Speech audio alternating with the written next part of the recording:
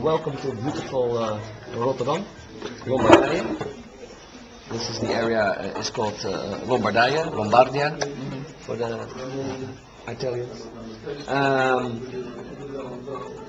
This area is where Munia and I work. We are working for wonen, which is a housing company.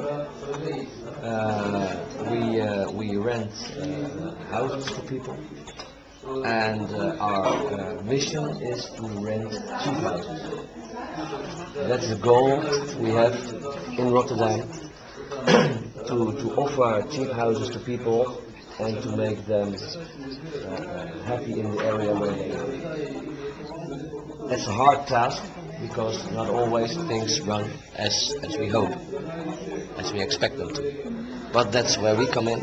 That's why I have a job to help groups of people to work together to make their environment, their area livable and nice. Our company, wonen, was originated from 3 different companies. We had a merger some 7 years ago, and because of that merger, we're one of the biggest housing companies in Rotterdam. Next summer, we're going to join another housing company, so we will be the second largest housing company in Rotterdam. At this moment, we own about 30,000 houses in Rotterdam and surrounding villages. Here in Rotterdam, the south of Rotterdam, we have some 10,000 houses, of which we have 4,500 here in this area where we are now, in Lombardia. This area was built right after the war, after the Second World War, starting in 1945-46. A big part of Rotterdam was bombed, was destroyed by the Germans, so we needed houses very quickly. So the houses that were built then were cheap because they had to be built fast. Then there was a second